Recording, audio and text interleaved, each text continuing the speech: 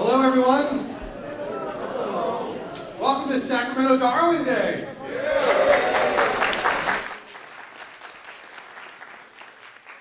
My name is David Diskin. I am your MC today, and it's so much my privilege, my pleasure to be here and welcome all of the great speakers and presenters and just the lineup of really cool people that I've got on my cell phone here. I want to start off with this quote. You can guess who it's from. False facts are highly injurious to the progress of science, for they often endure long. But false views, if supported by some evidence, do little harm, for everyone takes a salutary pleasure in proving their falseness. In the sense that we do some experiments, get some data, hopefully maybe prove a hypothesis to be correct, maybe build a theory after it. Every now and then we goof, and hope that when we do goof, we catch that goof. And that we don't spread those lies, that falseness, those facts around. Obviously, Charlie wasn't using Facebook, or he would not have written that quote, but I am so glad that we're here to celebrate him and his accomplishments, his research, his findings, his book, his 209th birthday, which will be officially tomorrow. Darwin Day is such a cool thing, and I know we're here in Sacramento celebrating, but I want you to know that it's not just Sacramento. If you go online, do a search, it is all over the place. Closest one is in the Bay Area. Darwin Day Bagel Brunch happened in the Bay Area this morning with a speaker this afternoon. And the furthest one in the country is a week-long Darwin Festival at Salem State. Isn't that cool? So that's pretty neat and just shows you, even though every now and then we are hearing about people who don't care much about science, or people who don't believe in science, or the facts that it creates, or the whole process, really. At least there's us in this room in Sacramento celebrating what he's done and everything that has come out of that. So let's give him some applause. Yeah. We've got so many great science and community organizations around the room. I do hope you had a chance to check those out, and we'll continue to do so throughout the afternoon. There's going to be a sign-in sheet going around, and there it is right there. If you haven't yet filled it out, or maybe you did last year, don't worry about it. But if you would be so kind to give us your contact information, we want to make sure that you know about the next Darwin Day, and the one after that, and the one after that, and keep you in touch with what Darwin Day is doing here in Sacramento. So when you see that, please put your name on it. You don't have to, but if you can, that'd be great. So like I said, a lot of cool people to introduce. The first one is a really good friend of mine, the co-founder of Sacramento Darwin Day, and just an all-around awesome person in the community for science, for the separation of church and state, and a really good friend. Let's all welcome Minga Fertel.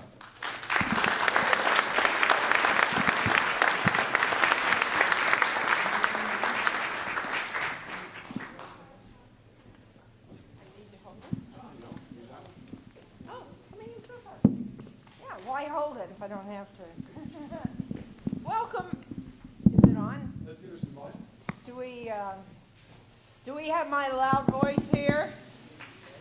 I'd like to welcome everyone because I know there's lots of other things you could be doing on a Sunday afternoon, and you chose to come here, so I'm very proud of that. What's happening this afternoon is we're here to celebrate, as he mentioned. We want to learn something new from our presenter, and we want to have some refreshments afterwards. The main program, we're trying to educate. That's why we call it an educational gala. But we're also making it into a social event because we'd like you to have some music and have some stuff to buy over there and some over here, rather. And so besides the formal presentation, not just a lecture, because ever since we started this event, we've always celebrated Darwin by eating up the birthday cake. That's important. And we'd like you not to leave without a mug or maybe a tree of life to take home with you. Can you believe it? As he said, 209 years have passed since Darwin was born. Do you know we've been celebrating 10% of that? We're at the 10% level here in Sacramento. We started ours, it's my 21st year involvement, and we started ours in 1998. It's a fact. We were first, not the first, but among the first in the nation to establish a celebration of science. And I don't know, now I've been promoted. I'm chair emerita. Woo! So I earned that label that you see in your program, and so I happily handed the baton over to our current refreshingly new event chair, fellow science enthusiast Patrick Diamond. And before I get into my customary generic welcoming and always have a message, I must stop right now to acknowledge what a fabulous job Pat has done for us in acquiring our presenter and in coordinating a whole bunch of independent thinkers that I have definite experience in saying it ain't that easy to coordinate. So if Pat's, where are you, Pat? Stand and let's give him a round of applause.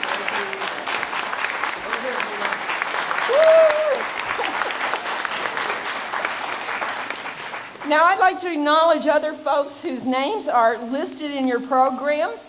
Some are committee members of committee here. They are volunteers who work during the year to try to pull together the event.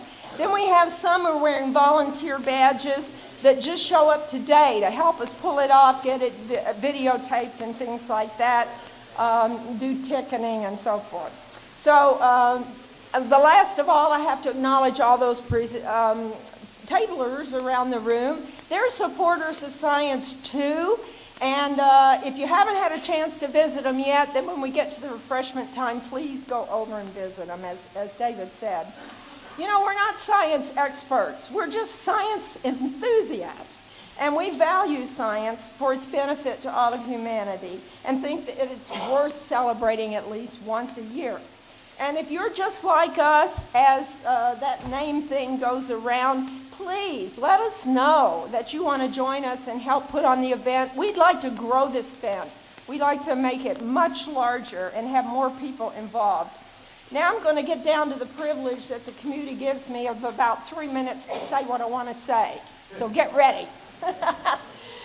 Typically I talk about Darwin and how such a scientific giant he was, and about his publication of on the origin of species and what an impact has and how that impact is lasting and affecting us. So rightfully so. In life, by most accounts, he was also a really grand guy, not just a fabulous scientist. He was kind. But these are not ordinary times. So on this Darwin Day, I'm going to spend my allotted time on Albert Wallace, who many of you, many people think should be co-honored as a founder of the field as well.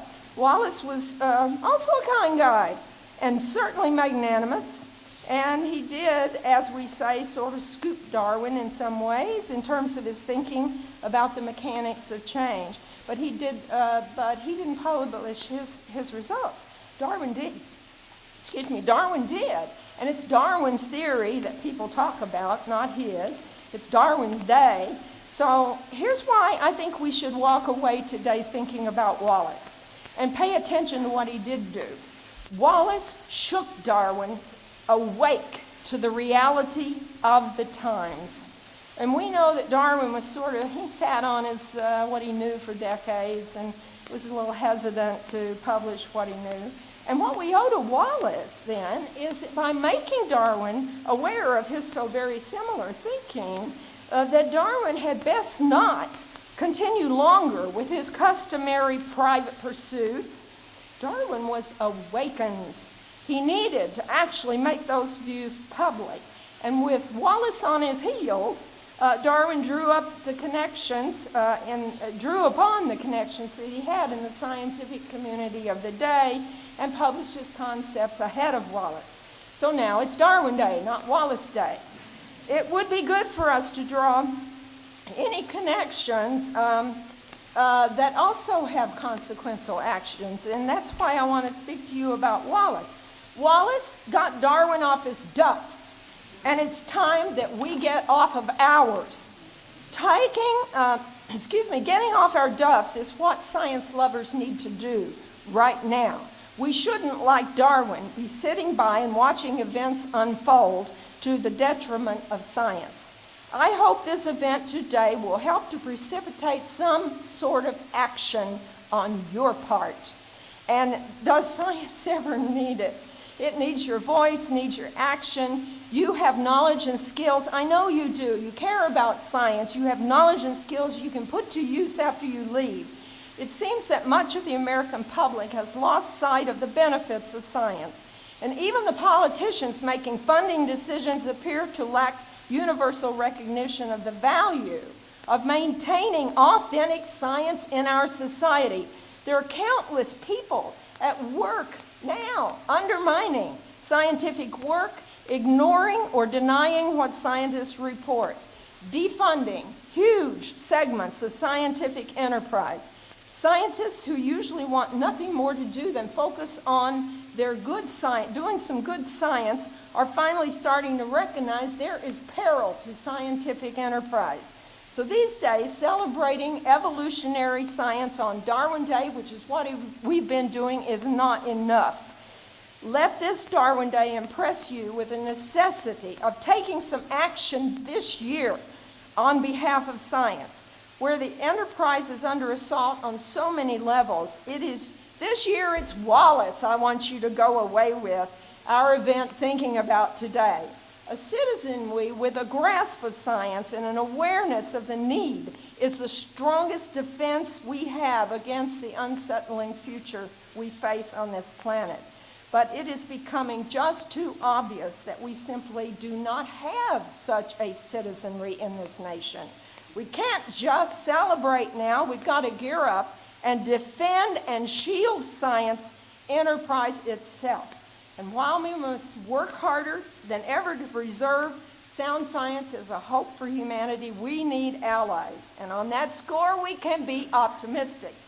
As we look to younger generations who are learning to love science as we do and to act for its benefit. And they are here. In fact, they're right here in this room. As you know, the mission of the Darwin Day celebration around the globe is to inspire people to reflect and act on the principles of intellectual bravery, perpetual curiosity, scientific thinking, and a hunger for truth as embodied in Charles Darwin. Our local communities, in an effort to fulfill these ideals, we are proud here at Sacramento Darwin Day to announce that we are now sponsoring the Biology Award at the Sacramento Regional STEM Fair.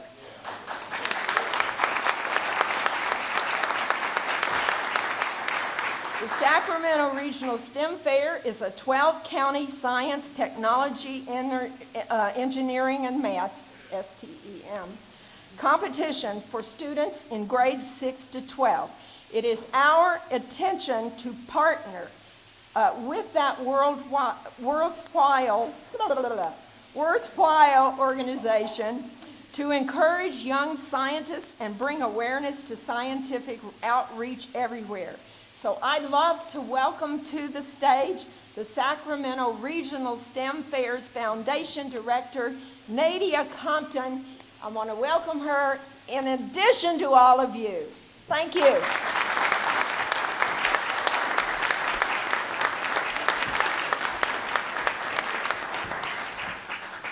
Well, hello everyone. We are just so grateful to be able to count Sacramento Darwin Day as one of our newest sponsors, but look forward to what will happen in the future, continuing this sponsorship.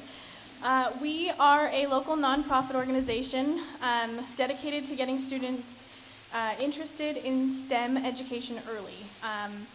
We have we started off in 2001, we were incorporated solely to run the Sacramento Regional Science and Engineering Fair that was at the time run by the Sacramento Bee, and it had declining participation and things just weren't going so well. So we took it over and incorporated it as this nonprofit, and since then we can say in the past couple of years we've had more than 800 students competing per year. This year we anticipate some lower numbers than that, but that's okay. It fluctuates year to year.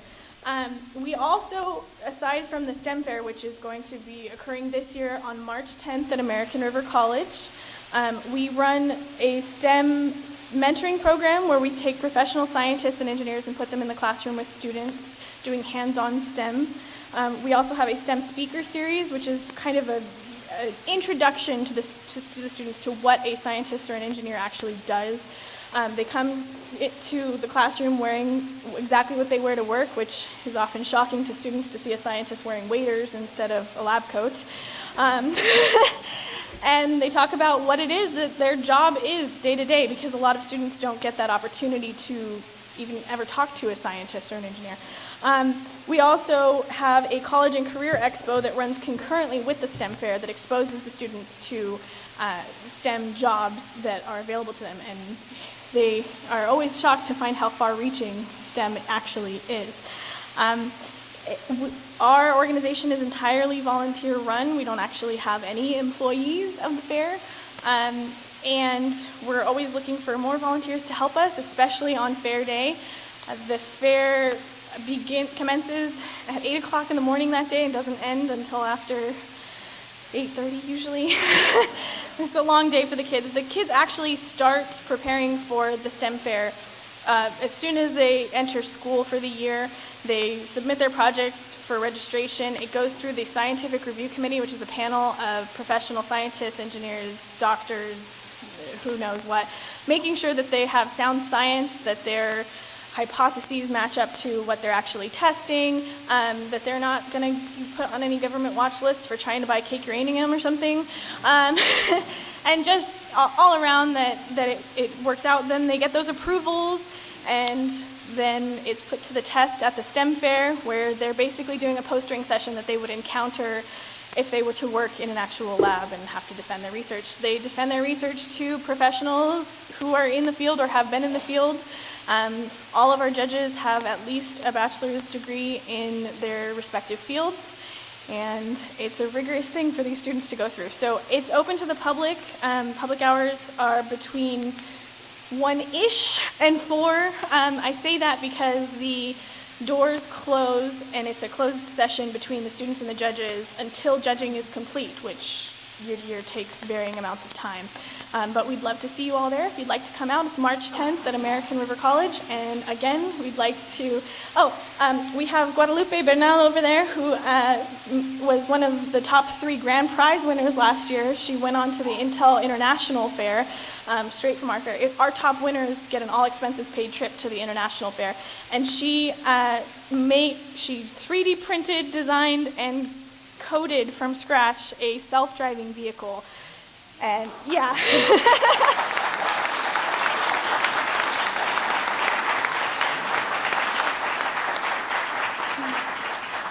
So we welcome you coming out and seeing what wonderful things the students in the 12 county area can come up with. So thank you for your time.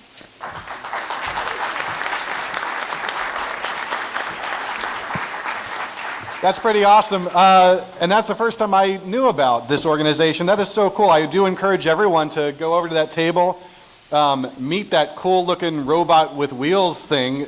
That's awesome, and learn more about the Northern California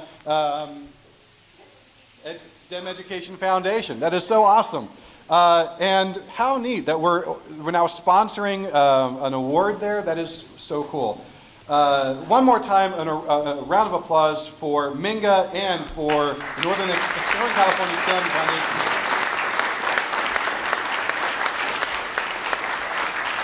All right, it is now my honor to introduce up to the stage Marie Bain, who was here last year, you may remember, and entertained us, delighted us with some music. She's here to do this again. So everybody, a warm, warm welcome, a Darwin Day welcome for Marie Bain.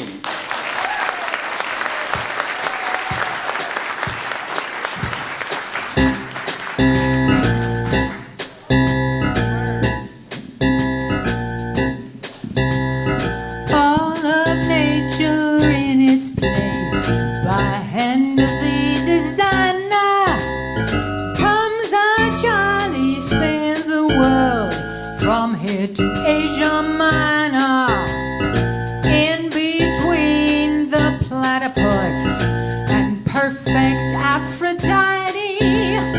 Charlie come with opposing thumb to question the Almighty.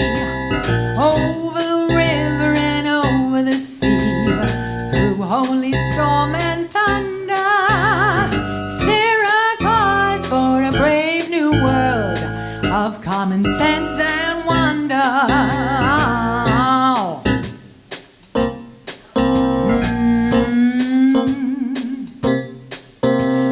See the dancing president, the congressman and teacher, jump into the music of the wealthy Midwest preacher.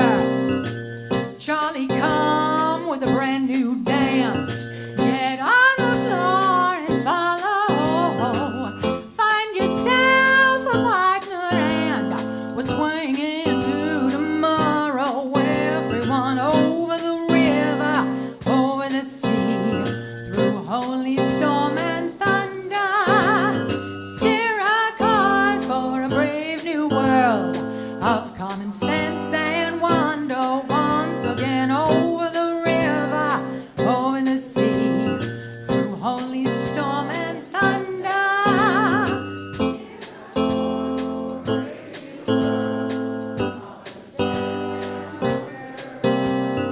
Yeah.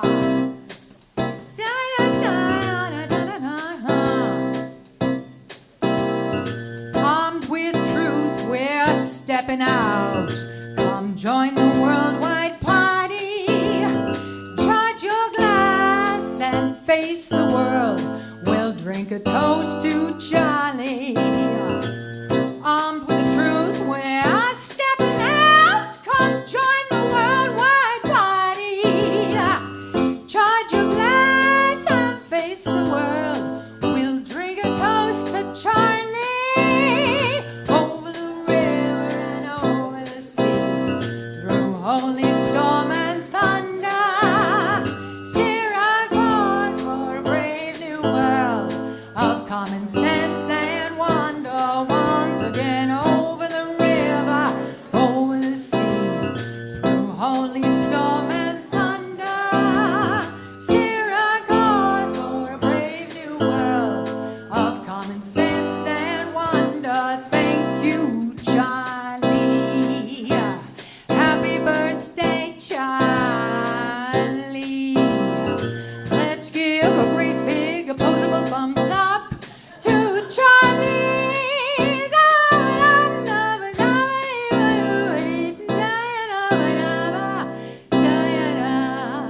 Happy birthday, Charlie Darwin.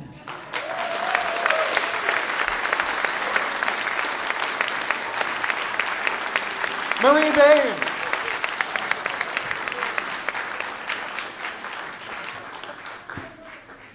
And if you like Marie's music, I know I do, she does have her album of original work somewhere back over there, right over there-ish.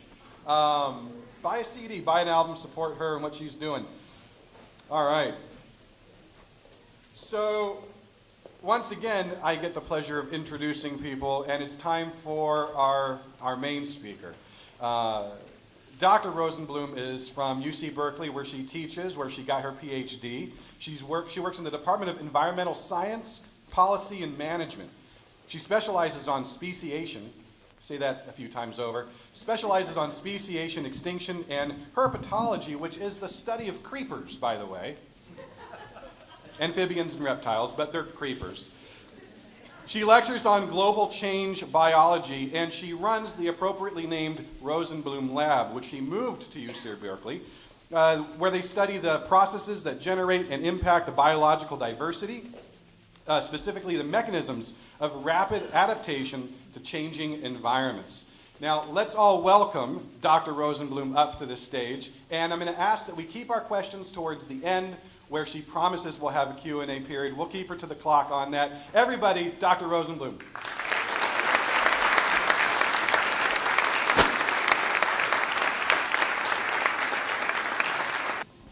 Great. Thank you so much, everyone, for coming out today. Before I just say a brief thank you, I just wanted to mention the appropriateness of this song for what I'm hoping to share with you today. And if you get nothing out of our time together, I hope it's a little spark of wonder, because that for me is absolutely the essence, not only of science, but also of humanity. And so I hope that for the next 45 minutes or so, we have an opportunity to explore that together. So I wanted to first just acknowledge getting here and to give a deep thank you to all of you for coming out, for the committee for inviting me. Pat was amazing, Bill was amazing. Folks were just wonderful in getting the event going. So thanks to all of them. And because I'm an evolutionary biologist, I can't just stop with getting here in terms of here. I kind of have to go back to getting here. And I do this intentionally because if we're thinking about why we do science and what it is we're really here to understand, it's the big questions about why we're here, where we came from, and what is this thing called life. So with your permission, we are going to do a little 3-minute review of the history of life on Earth before I proceed with the science part of our conversation.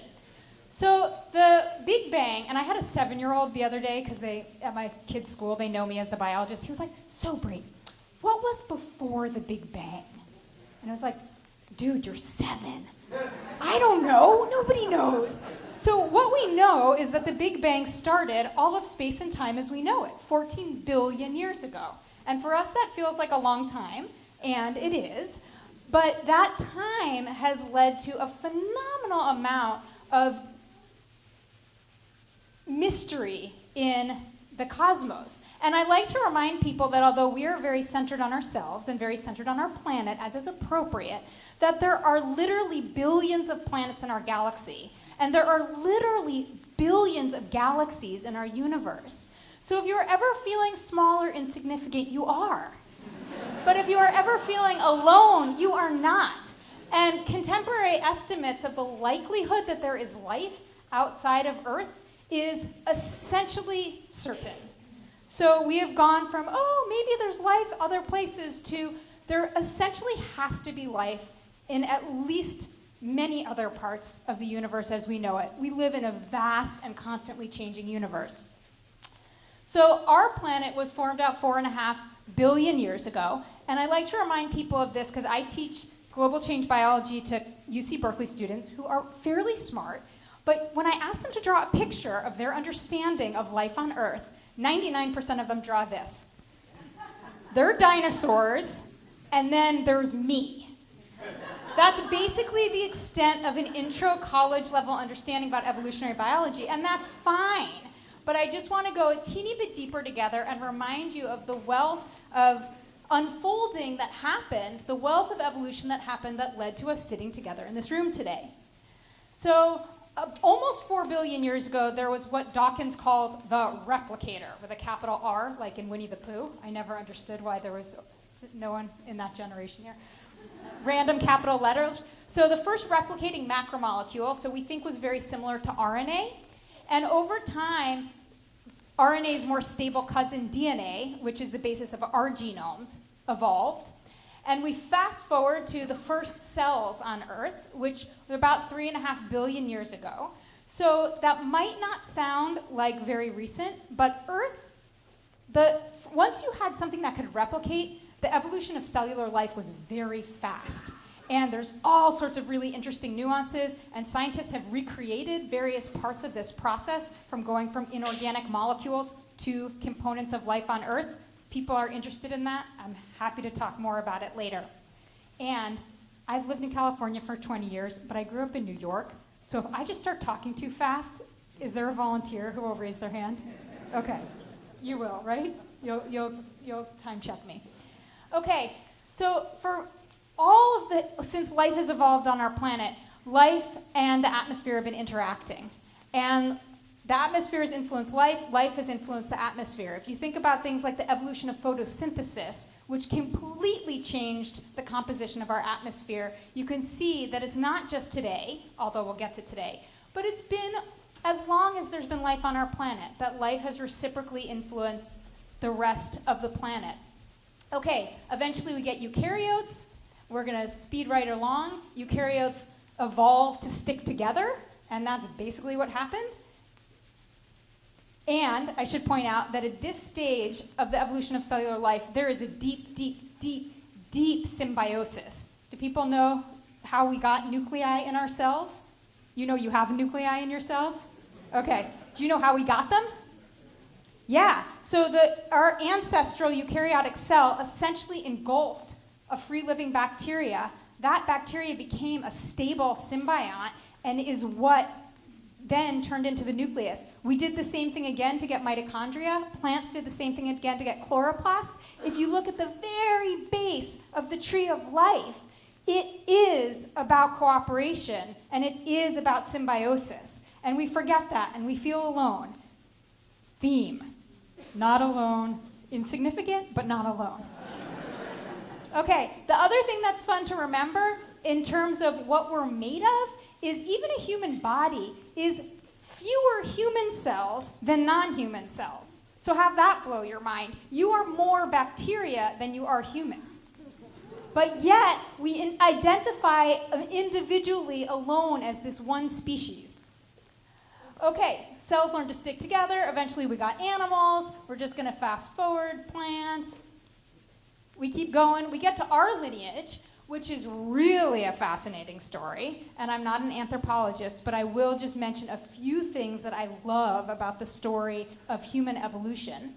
The first is that we like to represent human evolution as this cartoon linear progression. Wrong, right? Okay? So we are from this incredibly rich family tree of early hominids. Many different human species have walked this planet. Many different human species. And the interesting thing is that many of those species actually interacted with each other on our planet. So anyone know what other species of humans we interacted with the most? Neanderthals. Nice. Does anyone know what % of your genome still has Neanderthal DNA in it? Oh, look at that. Yeah. Okay, people know. All right, you are part Neanderthal. The part of you that's not bacteria is part Neanderthal. Okay, great. So eventually we come to our own personal stories and our own ancestors. This is my family before they came to America. And then eventually we come to our own stories. And this is me wearing my tuxedo printed 1970s t-shirt. Did anyone else have one? I feel like you did. Thank you. Okay. And at some point, for those of us that have gone on to the sciences, we realized that we could make a living studying living things, which is a pretty amazing thing to be able to do. And my first experience as a scientist, this is a picture of me in college working in a fruit fly genetics lab, and I just like to show this because it looks dorky and like the process of doing science, and also because my advisor, when I showed up as an 18-year-old, said, "Are you planning to have children?" It's like, relevant? I'm not sure. He's like, "Well, if you are, take this lead block and put it in front of your ovaries while you work." It was like... So those were in the days where we were able to sequence DNA, but we had to do it with a lot of radiation. I do have children, and they're fine. But I try not to expose my students to similar hazards.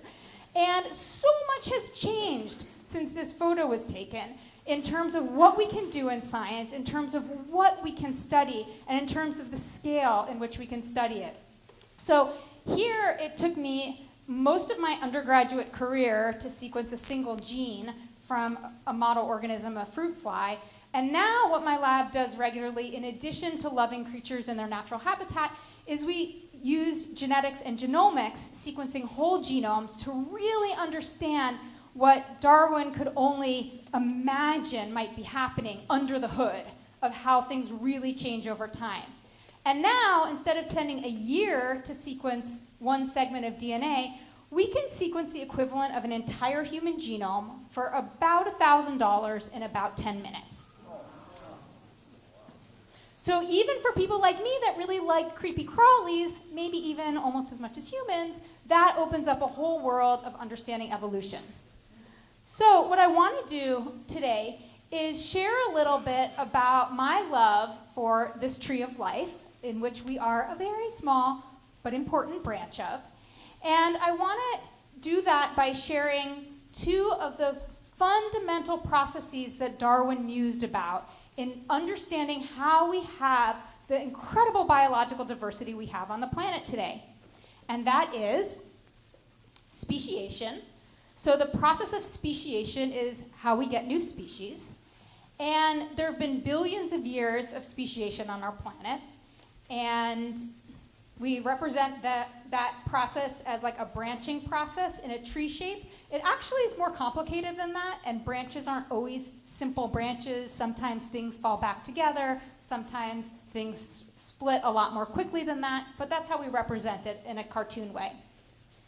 So speciation has always been balanced by extinction on our planet, and extinction is not a new thing. We will talk a little bit later about what's different about the dynamics of extinction today, but extinction's been happening ever since there was life on Earth.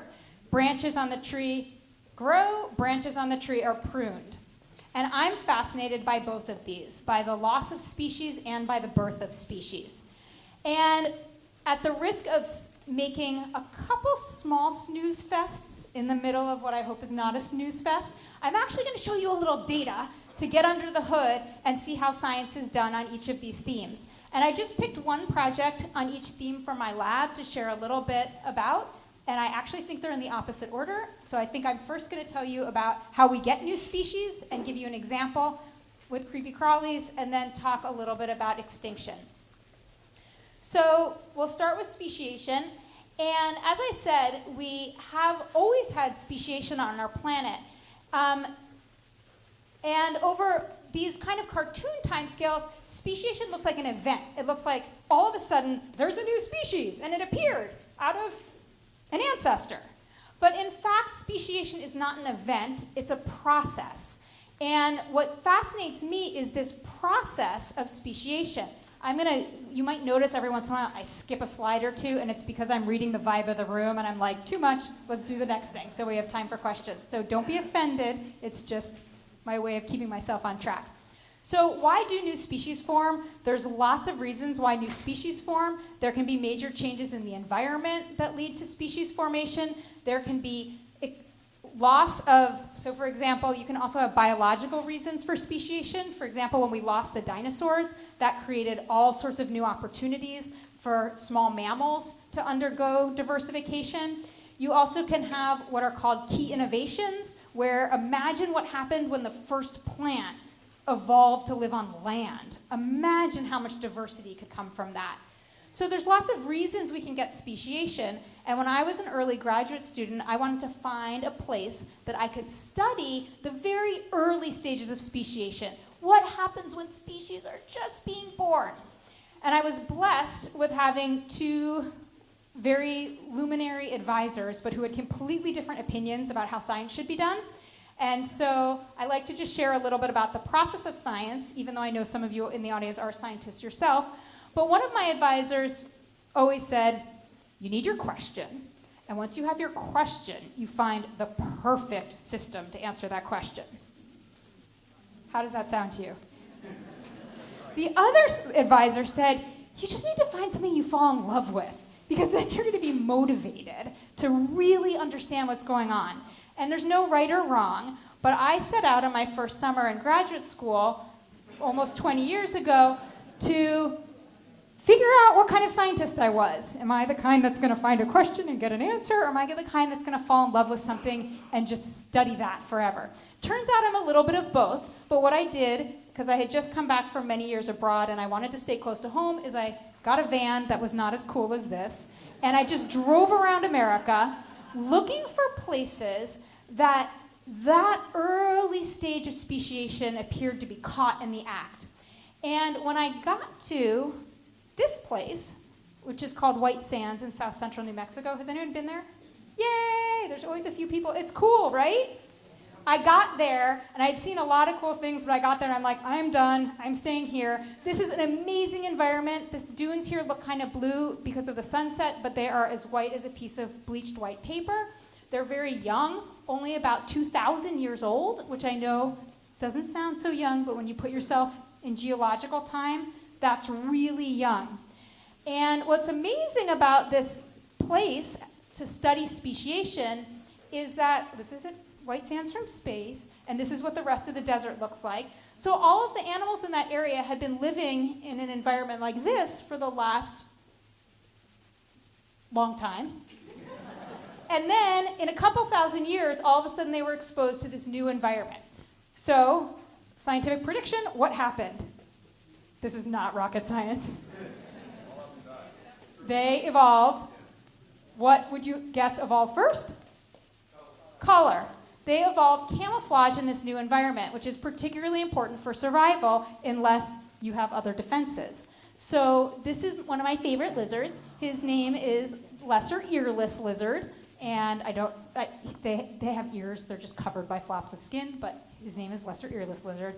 And I think Bill asked if they are willing to be pet earlier, right?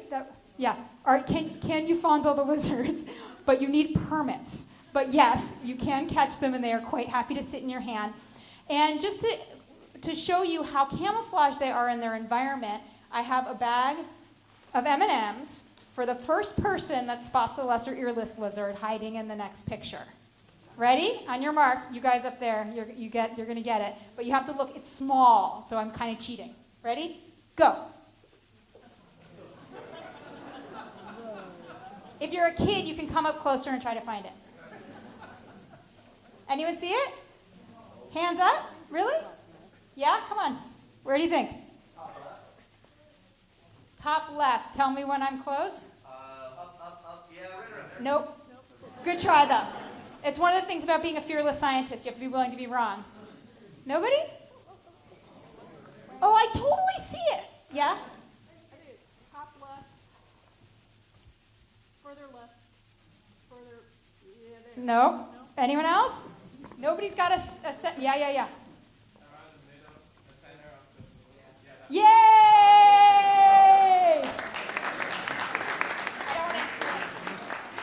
Okay, awesome. So it's a little bit cheaty because it's very small, but the point is these guys are extremely well camouflaged in their environment.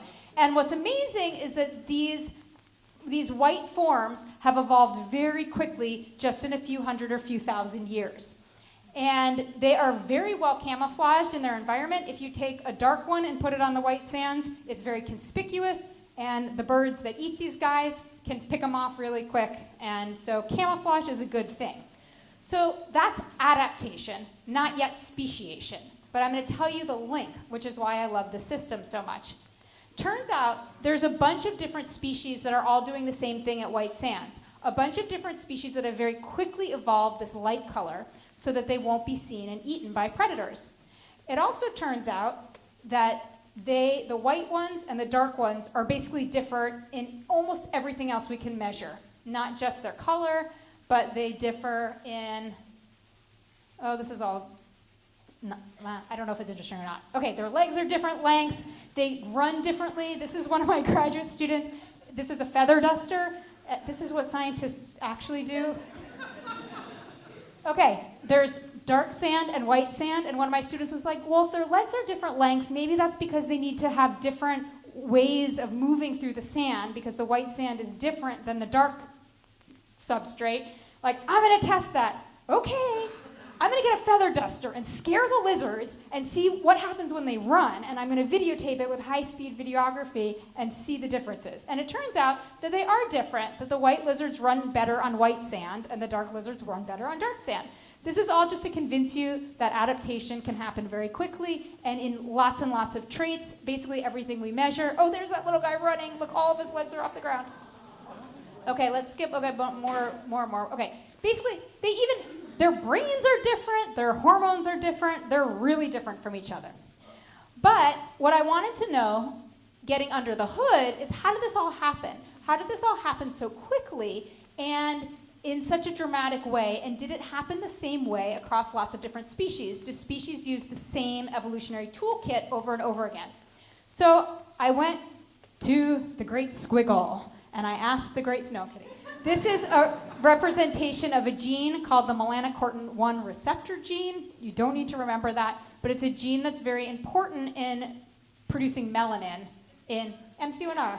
And some of you Although, I don't know. I usually can pick out at least one MC1R mutant in the audience very quickly.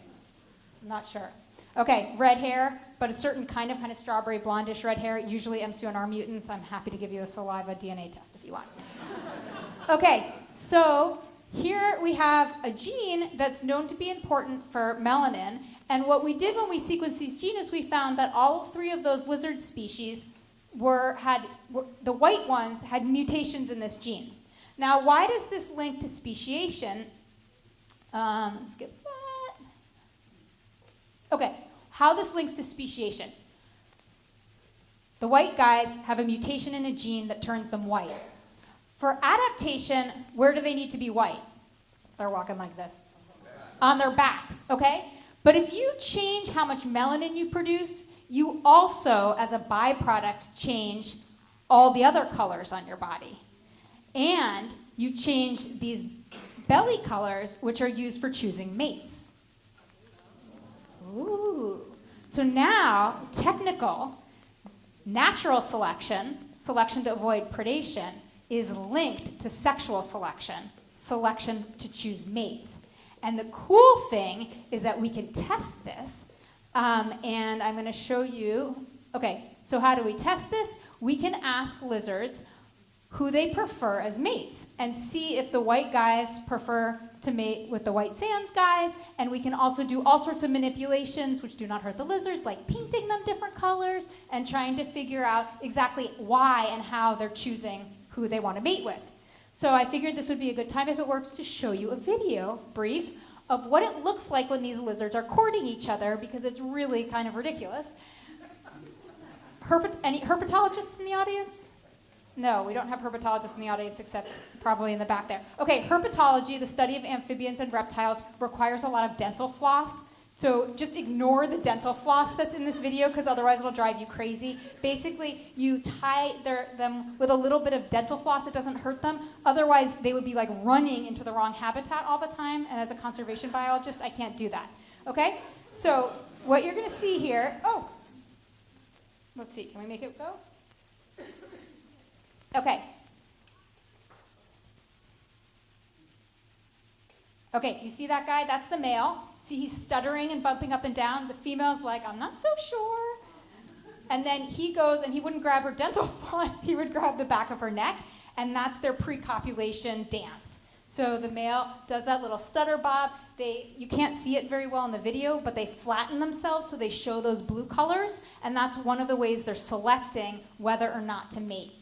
So what we could do is go ahead and measure how often these lizards would choose different mates, and we could change things about their color. And basically what we can show is that the white sands, I can show it to you in data if you want, but the white sands males prefer to mate with white sands females by a lot. And the dark soil males actually don't really care, which is an interesting side story that we won't get into.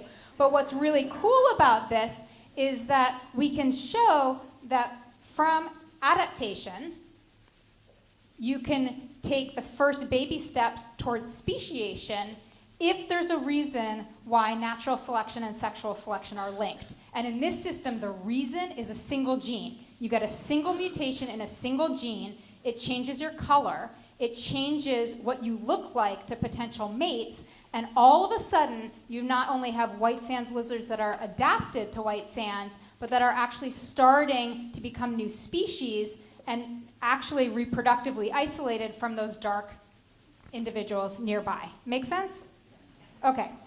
So one thing that always strikes me, because I study both speciation and extinction, if I don't trip over this, it's going to be a miracle, is that all new species carry in them the certainty of their own extinction. All species on our planet go extinct. And young species are especially fragile because they are just differentiating. Their populations might be small, they might be in an unusual environment. And so I'm just going to wrap up this white sands part just telling you that that's what kind of the leading edge is in my lab right now, is that we actually not only have these white lizards, but we have lots of, this is not, by the way, but this if I'm writing a grant proposal, it's not like we study white animals at White Sands, right? But there's all these species that have undergone this same evolutionary adaptation in very rapid timescales. We've got crickets, we've got mice, we've got butterflies, we've got spiders, and what we're doing right now is trying to understand, when does adaptation stay as adaptation, and when does the ratchet happen and you start to get a new species? And also we're interested in understanding, if you look across real diverse organisms on the tree of life, are they doing things in a similar way evolutionarily? So it's pretty amazing for the 3 lizard species, they're using the exact same gene over and over and over again for this adaptation. And we want to know if that's true if you look at other organisms as well. Okay, so now we're going to flip. I told you a little bit about speciation, and now I want to highlight a little bit about extinction. I always wonder, because I always play with like, which one goes first? Depressing, or I don't know, which one goes? Anyway, for some reason we're doing depressing at the end today, but hopefully there'll be a little silver lining. So, am I holding this in a way that makes you be able to hear me? Or yes, okay. Great. So what I want to tell you about is just another research vignette about extinction. And as we talked about in the beginning, this process of speciation is happening continuously.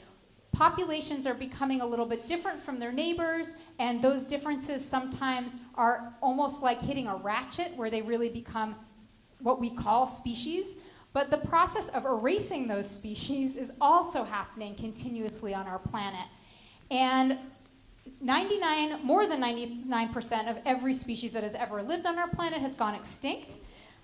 For those of us that just have like an easy to wrench heart, that's like, wait a minute, that can't be true. Yes, that's the nature of it. It's the nature of a dynamic, biodiverse world that is constantly replenishing itself and constantly experiencing spasms of extinction. Now, the cool thing is that most species have an average lifespan. So most species live about 10 million years. Anyone know about how old we are? Yeah, we're like a few 100,000, so we're fine. Unless you count back to our split, and then okay.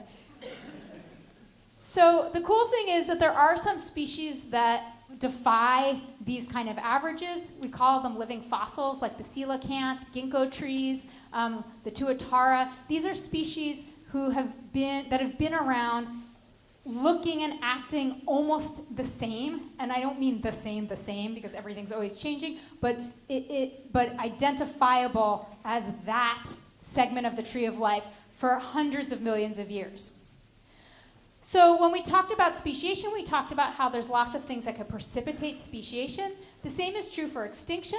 Lots of different things can precipitate extinctions. There have been pulses of extinction for billions of years on our planet, and there have also been other mass extinction events on our planet before. We call them the Big Five, although they're really 6, not even including today, but we can talk about that nuance later if anyone cares. So it's not unnatural to have extinction. It's not even unnatural to have big pulses of extinction. But what's different about today, which leads me back to the second project, is that when I was looking for an idea for a postdoc project, which is kind of like a weird in-between life stage after you finish grad school but before anyone will hire you as a professor, this project found me. So I didn't get into any van, although I think I just copied the slide, so there's still a blue van. We're back in the van, but there is no van because this project just came to me. It fell straight in my lap because when I was finishing grad school, we were starting to talk as a scientific community about the fact that we were entering another mass extinction event on our planet, but this one was different because it was being precipitated by us, a single species. So we've had mass extinction events before, but never before have we had a mass extinction event where a single species had that kind of global impact across the whole tree of life. So I got very interested in what kinds of scientific questions, given that I'm a natural historian, but I also use genetic and genomic techniques, what kind of things are unanswered about the extinction crisis? And I wanted to just pick one example to share with you, zooming in on the world of amphibians. Amphibians. Yay! Okay, amphibians are incredibly biologically diverse. Oh wait, I have one more bag of M&Ms. Okay, can anyone name all 3 groups of amphibians? 3 major groups? Okay, how about just one? Let's start with one. Frogs and toads are one group together. And look, I have them here. Frogs and toads. Salamanders and newts. The bag of M&Ms goes to the person who does not, who tells me what that is, and it's not an earthworm or a snake. Oh, it does start with a C. Awesome guess. Skinks are reptiles. Sicilian. Yes. Okay. Do you want to come claim your M&Ms? They're right here. I think it's actually an incredibly evolutionary innovation that Trader Joe's can now make M&Ms without red dye number 40. Awesome. Not coelacanth. Sicilians. These are underground amphibians. They are not snakes. They are not skinks. They are not worms. Almost no one knows they exist. It is not very useful information for you, but it's cool to know. So there's 3 major groups of amphibians. Amphibians are incredibly biologically diverse. They do all sorts of cool things. There are some that are as small as your fingernail. There are some that are almost as big as me. This is a giant salamander from China. They have all sorts of cool reproductive modes. There are amphibians where the fathers glue the eggs on their back and carry them around. Lots of paternal care in amphibians. There are amphibians that swallow their eggs and then puke the hatchlings back up. This is called the gastric brooding frog. There are also amphibians that give live birth and don't even have eggs. Give live birth the same as I was going to say the same as you and I, but I don't even know if that makes any sense. Okay, it definitely doesn't make sense for at least half of you. Okay, so amphibians are really cool. They're survivors. They have survived the last 3 major mass extinction events. They're older than the dinosaurs. They are real survivors on our planet, but they are incredibly imperiled today. They're one of the most threatened groups on the tree of life. About 1/3 of them are considered threatened with extinction, and another 1/3 of them we just don't know enough about to say whether they're threatened. And so this became an interesting place for me to look at what can we learn about the causes and consequences of extinction. And there's lots of different reasons that in today's age we have species threatened by human activities. You are sick of hearing about them.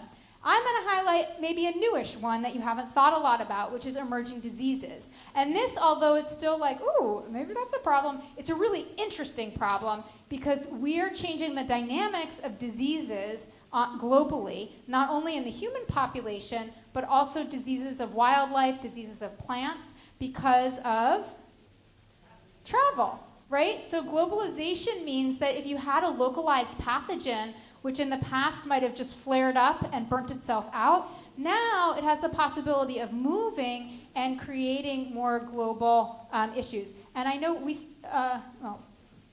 okay, so I want to tell you a short story about one of these pathogens and how it's affecting amphibians. And can you just give me a time when it's, because I know we started a little late. Oh, really? Okay. Because I got up here closer to. Well, it depends on how much you want for Q&A. Okay. But I mean, overall, we've got about 15. Okay. I feel like I didn't get up here till after 3:45, so I have maybe 10 more minutes of things I want to share with you. Is that fine with everyone? Okay. So, great. So this is what's the opposite of the protagonist? The villain. Awesome. So this is a pathogen which is actually quite beautiful. I'll show you just a video under the microscope here. It's a fungus, and you see these little swimmy things? Those are little swimmy things. They're called zoospores. They have they're flagellated so they can swim in water. They find amphibians, and they stick to their skin, and once they're in their skin, they grow these bigger balls, which are called sporangia, and that's the reproductive structure. And I'll show that to you one more time because it's so pretty. And so this is an aquatic fungus. science name is Batrachochytrium dendrobatidis. I'm going to call it BD because that's just too much for anyone to pronounce more than once a day. And this is the pathogen. And this pathogen has spread all around the world over the last, we don't know exactly how long, but I'll tell you about that in a minute. But it's found on every single continent where amphibians are found, and it's known to infect hundreds and hundreds and hundreds of species, and it's contributed not only to population losses, but also to some species extinctions. So when I got involved in this project, it was because I was finishing graduate school, and one of my good friends in graduate school was studying the endangered mountain yellow-legged frog, which is up here in the Sierras. Have people seen those? Okay, they used to be the most abundant vertebrate in all of the Sierras by biomass. So super, super abundant. Their range had already declined by more than 90% because of other activities like fishing and introduced trout and other things. But when BD arrived, this chytrid fungus, healthy populations, this is the depressing part, and then we'll get back to not depressing. Healthy populations were all of a sudden experiencing mass mortalities. And this is not something you want to see as a biologist. It's also not something you expect to see, because you just don't see, if animals die in nature, they're eaten. These are like really dramatic mass mortalities. So I got involved because this was noticed in California at almost the same time that this was noticed in Panama, in Australia, and all around the world, all of these healthy frog populations were disappearing. And just as I was finishing graduate school, it was identified that there was a fungal pathogen that was killing them. And this is a letter that I got from a kindergartner. Dear Dr. Bree, do you know about yellow-legged mountain frogs and other types of frogs? So given that time is tight, what I want to do is just tell you a couple minutes of what we now know about mountain yellow-legged frogs and this pathogen, and then I'll zoom out and take just a few minutes to wrap us up. So when I got involved, I was interested because from a biological perspective, this is a skin disease. It's a skin fungus. And it struck me that it was like if athlete's foot started killing humans. Like, it just was strange. It's less strange because amphibian skin is a lot more porous than our skin, and they do all sorts of things through their skin. A lot of amphibians breathe through their skin. They regulate their oxygen and their water content through their skin and their electrolyte levels. And so what we started doing is sequencing genomes of frogs and chytrids to find out what was going on. And I'm just going to tell you a couple punchlines. Okay, data. You can snooze for 3 slides now if you don't like data. This is a family tree of some of the chytrids that we've sequenced. So these are whole genomes, and I'm just showing you the colors of where we collected them in the world. If you like to practice your being a scientist skills, where would you say that this particularly nasty chytrid was likely to evolve from? What's the oldest branch? Oh, Latin America. Great. So the way we read these is we go down to the bottom of the tree and we see what's old. And I have this old thing that's just not even the right species. And then the next oldest things are in Latin America. And right now, we don't know for sure, but right now our genomics data suggests that this might actually be a pathogen that was endemic and localized in Latin America, but then with bullfrog farming and bullfrog transportation, that it started moving around. And so then it's moved around all over the world. And what we've found, again, by using genomes, is we've figured out some of the specific things that make this fungus deadly. And again, this is a snoozer if you don't like data, but it's kind of like a what if you do. What I'm showing you here are a bunch of different BD strains, ones we've collected from different places, and then each one of these boxes is one of its chromosomes. How many copies do you have in each of your chromosomes? 2. Now, this is the copy number, the chromosomal copy number for BD. How many copies does BD have in its chromosomes? Sometimes 1, sometimes 2, sometimes 3, sometimes 4, sometimes 5. What BD is doing, when I say BD, it's the weird fungus, yeah? Okay. What it's doing is it's copying whole chunks of its genome all the time. It's duplicating and then losing whole chunks of its genome. And what it's doing when it's duplicating whole chunks of its genome is it's duplicating genes that are known to be able to attack vertebrate skin. So this is just an example, and you don't have to worry about the types of genes, but this HP thing is not deadly, and this BD thing is deadly, and this is the number of copies that it has in these particular types of genes that chew up vertebrate skin. So BD has like 100 copies of a certain kind of gene that normal fungi have a couple dozen, or BD has 60 copies of a certain gene that normal fungi don't even have. So BD is duplicating chunks of its genome, and it's making lots and lots of copies of these genes that are known to be involved in fungi attacking vertebrate skin. So they're the same genes that are produced by like ringworm and tinea in fungal pathogens of humans. Okay, so the reason I'm telling you that is just because it's really cool that we can actually go down to the gene level and figure out what makes this deadly thing deadly. And that opens the door for all sorts of possibilities for creating treatments or knocking out genes, which is a whole other scientific ethics story. Okay, so why do frogs die from BD infections? Okay, if we want to wrap up in a few minutes, I'm just going to tell you the punchline really quick, is that basically BD is poking holes in the amphibian skin. Remember I showed you those little circles it produces? So it's poking holes in the skin of amphibians, and the amphibians seem to not know that they're infected. So we've done all sorts of immunological tests, all sorts of genetic tests, and they don't turn their immunity on. So none of the genes involved in an immune response get turned on. They're kind of just clueless that they're infected. So BD is hiding in some way. Now the good news is that there are a lot of species on the planet that are resistant to this disease. So what we're doing now is a lot of comparisons between species that are susceptible and species that are resistant, and we're finding that they are different and they're doing different things. The susceptible species seem to have some structural differences in their skin, but they also seem to know they're infected somehow. They seem to be turning on their immune response. And so what we're focused on right now is trying to understand whether these frogs that were previously susceptible can actually evolve resistance quickly.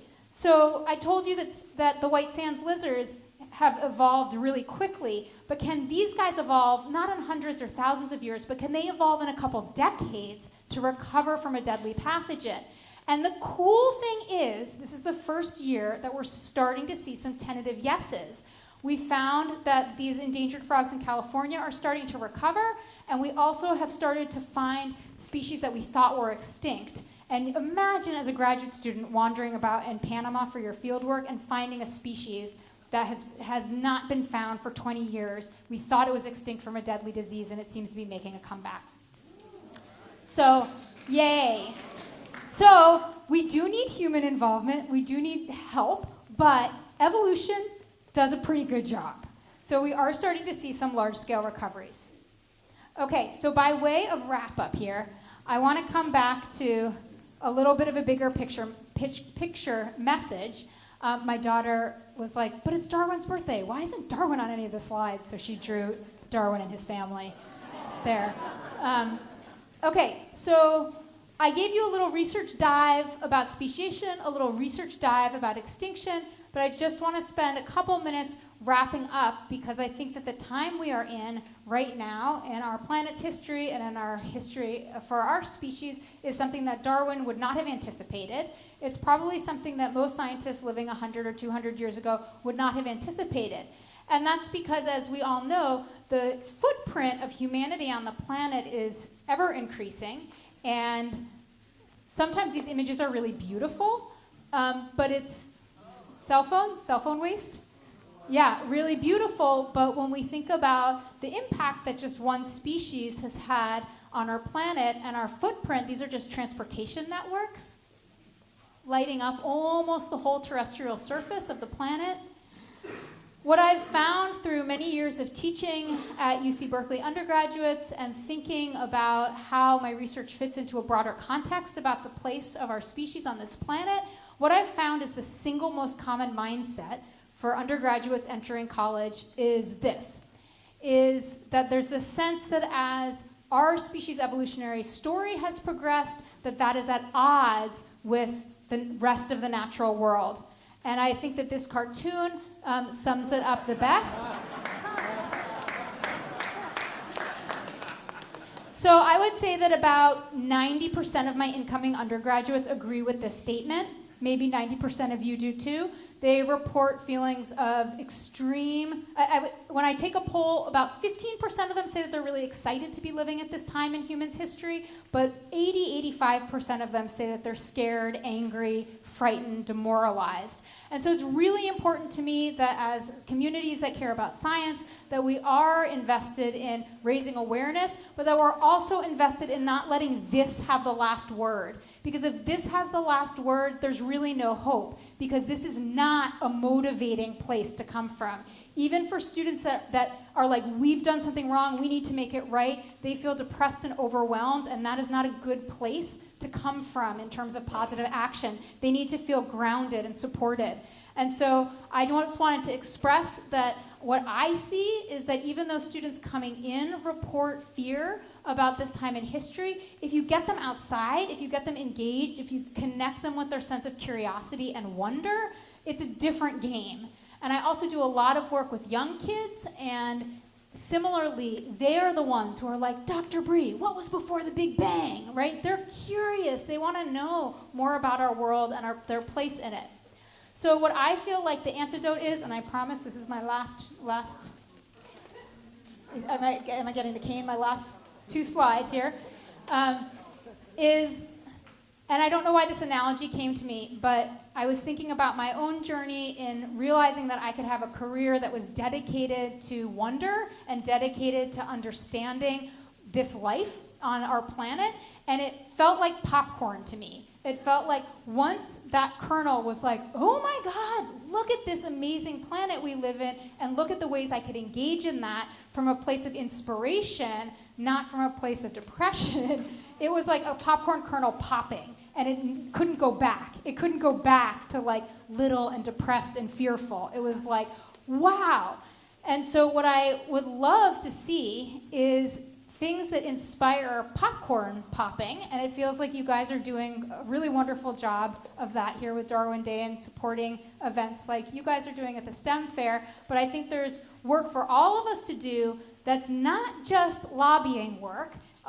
It's not just that, because it has to have a little more heart than just that. Because we have to connect to the thing that is our passion, the thing that's the reason why we care about the planet, and that's what we need to share. And so one of the environmental philosophers that I really like, who's done a lot of thinking and writing about this, is Joanna Macy. And some of you may find this cheesy, but it's going to link directly back to Darwin. So if on the first slide you're like, this is cheesy and new agey, you can just check that judgment for a minute and wait until you hear what Chuck had to say. So what Joanna says is that there's this story, which is the Go Back, We Messed Everything Up story, called The Great Unraveling. That's what she calls it, like, we're at this terrible point in human history, there's no hope, we've screwed everything up. And she puts a turn on that, like in the hero's journey, where the hero has to go through the darkest hour in order to be redeemed. And she says that she calls the alternative the Great Turning. And I'm going to read her quote about that. She says, the most remarkable feature of this historical moment on Earth is not that we're on the way to destroying the world. We've actually been on that way for quite a while. It's that we're beginning to wake up, which is exactly what you were sharing in your introduction. We're beginning to wake up, as from a millennium-long sleep, to a whole new relationship to our world, to ourselves, and to each other.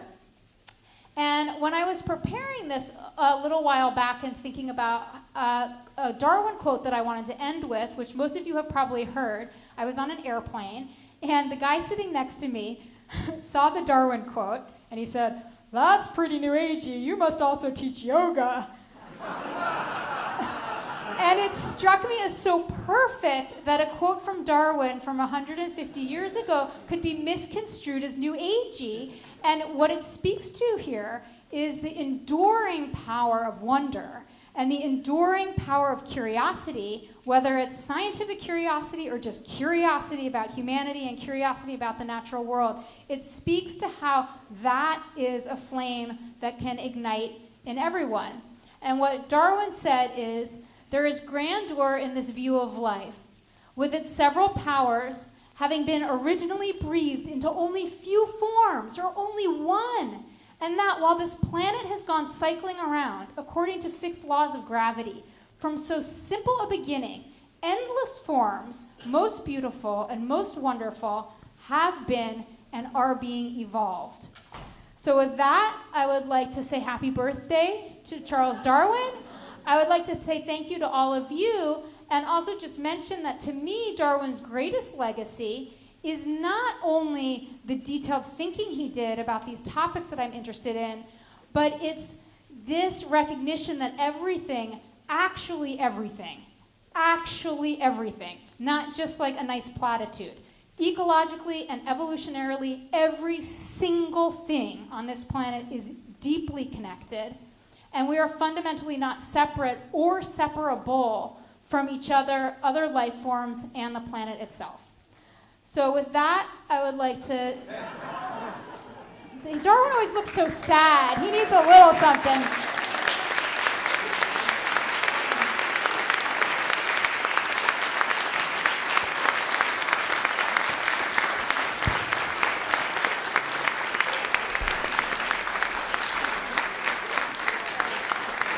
From UC Berkeley, Dr. Rosenblum, thank you so much. All right.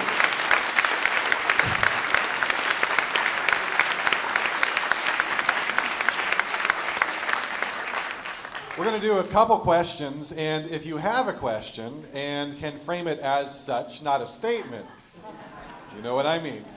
There is a microphone over here, and I think we're only going to have time for maybe like 4 or 5, we'll see. While that's happening, Pat, if you could turn the lights to the room back on. That was beautiful. All right, Mike, thanks, Matt. Matt, thank you so much for that. And while people might make their way to the microphone, I get the first one. So, and I guess I have to hand you back this mic. So is there a book? Is there something that we can read to follow up with your work? Is that in the works? I know there's a Facebook page. So what do you got down the road? What's the future for you and your evolution? Thanks. What a great question. I do not do Facebook or almost anything else. I did just finish a global change biology textbook, which is probably not of general interest, but might be kind of fun. And then the book that I feel like I'm hoping to write is a book actually on this theme of integrating scientific inquiry with a really deep sense of inquiry and wonder about humanity. So I feel like there's a lot of, the scientists are doing this and the humanists are doing that, and I am interested in a more personal journey about what does it look like for me in my life. Those two things have had to come into such strong collision that I don't see myself just as a scientist, and I'm interested in starting that conversation of what does it look like when we're not fragmented into our little boxes of what we do, but that we're really moving in an integrated way through some of the tough questions in our generation. So thanks.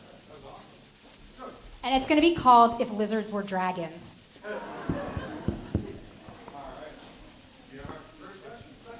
Thank you for the presentation, wonderful. Well, at White Sands, what happens around the edges? Or what kind of animals do we see? That's such a great question. So around the edges at White Sands, the species all do something different. So one of the species is kind of intermediate in color. One of the species, the dark ones win, and one of the species, the light ones win. So I don't know what's going on around the edges, but that's the place where evolution today is the most dynamic, and that's the place where we're doing most of the studies right now, because it's not just black and white. Something really interesting is happening on the edges. What wins? Is it the barrier to mating, or is it the ecological change, or is it, what is it that really defines the dynamics right in that most moving zone? And the cool thing is the formation itself is also moving, so the white sands are moving about 30 feet a year, and so it creates a real, like, constant potential for population change and also deeper evolutionary change? That's a great question. Thank you. Thank you very much. It was wonderful. Just you mentioned that extinction is sort of inevitable, that each species, but we do have like these living fossils. So what makes a species' own extinction inevitable? Is it like a genetic drift kind of thing where it's eventually just going to phase out and become something else? Or is it inevitable that it will get killed off by an outside factor? That's such a great question. So I don't think we actually know 100% the answer to that. It's one of those really deep questions. But in terms of our contemporary understanding, over that long geological time, it's very unlikely that everything that were conditions making it suitable for that species are going to stay the same. And if you look over deep geological time, our planet's climate history, I mean, we say that we are in a, well, things have fluctuated majorly if you look over deep time. So if you think about a species that evolved in a particular point in history, and then a few million years later, it's 15 degrees Celsius warmer, that's one possibility. But the other ones you mentioned are equally interesting, that it might be that that species just changes into something else. And that's part of what's happening constantly is, like, that's the nature of the game, is there is very little stasis in evolution. So it might just be that it's still there, but we don't call it the same thing. But it's a great question. The BD virus that you talked, fungus that you talked about, what is the evolutionary benefit to it of killing off the frogs? That's a great question. So BD, the fungus that kills frogs, is from probably the most ancient lineage of fungi on our entire planet. It's part of a group called chytrids, and they've been around forever. But all of them, except for BD and one other close relative, are decomposers in the environment. They live in soils and in lake beds, and they're just natural decomposers. So something about being able to invade a live host and have a different source of nutrients must be akin to plants invading land for the first time. There is a niche there, and we can't explain why that might have happened, but it seems like that would be the evolutionary advantage, is to have essentially a new mobile food source, and especially if you're an aquatic pathogen and it's constantly being shed and reinfecting other animals.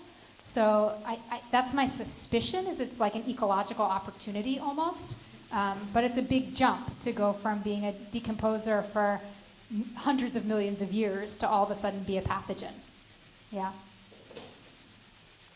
And this will be our final question. Oh gosh. Make it a hard one. I don't know if this goes for final question. But I saw that the BD had a lot of different proteases that it uses to break down things. Are they thinking of using that for any kind of waste breakdown elsewhere? My God, that's such a great, never occurred to me. That is a great future research topic for you. So the question is, if we've got all these proteases that we know are good at decomposing, can we use that for, yeah. Not decomposing vertebrate skin, but decomposition in general. That's a great question. I don't actually know of anyone that has ever popped into their mind before, so you should write a little something about that. Great. Well, thanks everyone, and thanks again to the hosts, and thanks all you for coming out. Bree, thank you so much.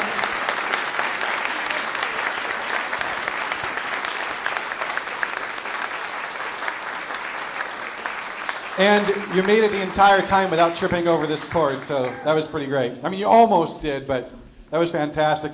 And so as we close out, as we get ready to warm up the vocal cords to sing Happy Birthday to Charlie and indulge in some cake, please join me in welcoming the committee chair, Mr. Pat Desmond. Thank you, David.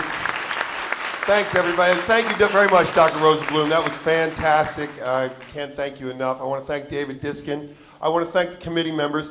Obviously, when I first researched and discovered Dr. Rosenblum and her picture, I said, she sure looks young, obviously. And then I met her and I said, yep, she really looks young. And then she goes, just a minute, I forgot my M&Ms. I was like, wow, she must really be young. I'm the new chair. This is my first year, and it was very gratifying. It's our first, I'm just proud of the presentation. I'm proud of all the hard work, all the committee chairs put together, the kitchen crew, the volunteers at the front, out front, our photographer, our AV crew, the sound crew. Everybody here is volunteers, and it's just been very rewarding.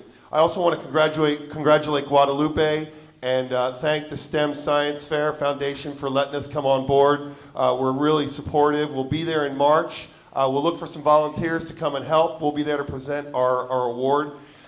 Are there any scientists in the room? Please raise your hand if you are a scientist, you consider yourself a scientist. I want to thank you very much for what you've done for society. So science came to me late in life, and it's become a passion. I feel like a more well-rounded person now that it's in my life, and that's what I see this committee, this day, this celebration as. So my goal is obviously to perpetuate this celebration for as long as I can and hand it off to the next generation. So I want to ask everybody's help to bring somebody next year. This is excellent attendance. I think we have about 120 people here. I want to do about another 50% next year and another 50% after that. And I'd like to make it more diverse, and I'd like to make it younger. That's my goal, and that's the way we're going to perpetuate it. So I just want to let everybody know I would like your help with that. We have a seat or two available on our committee. It's a fun committee, wonderful people. So if you'd like to join our committee, we meet a couple times, and then in the fall we start to really pick it up, and maybe 3 or 4, maybe 6 times before the event. So I want to invite, if you want to do that, please reach out to me if you'd like to do that. Lastly, after we sing Happy Birthday, which is really fun, we have some cake over here, and then we have a lot of delightful refreshments the kitchen crew's prepared. If you go in the far door and come out this door, it'll go orderly. Please visit all our exhibitors, and I want to thank them for coming out, our exhibitors and our sponsors. It's been a great day.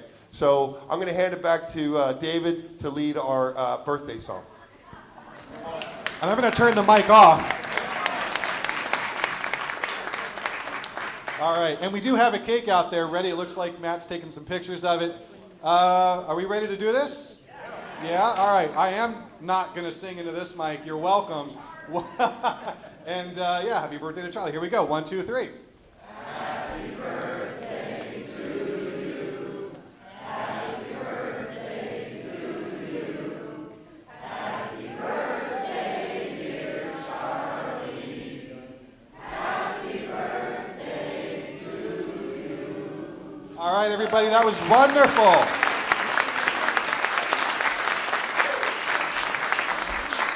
And so there is grandeur in cake. Let us enjoy and celebrate and make an orderly line. And thank you all for coming to Sacramento Darwin Day.